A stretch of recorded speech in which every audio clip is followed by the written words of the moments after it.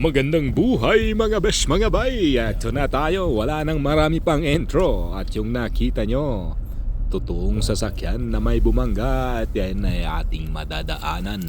Tayo nagkabilot-bilot na. One day isang araw tayo namamasyal at napalingon sa kanan. Ayan nga, may isang sasakyan. Wasak na wasak ang unahan. Ayan na, at si Marites ay nagpakita.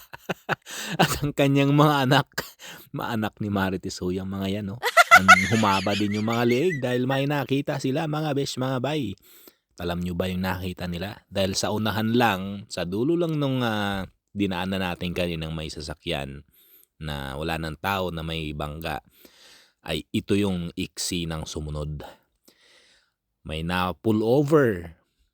Yan, na-pull over ni Barangay Kapitan. Malinis yung sasakyan dahil sorry po, nasa mid. Malinis yung kalsada dahil ngayon ay linggo. Pero ayan, may na-pull over at ang mahal ng ticket niyan. At meron na naman isang sasakyan na kanina lang ay wala naman. Ang sasakyan na basag ang puwetan.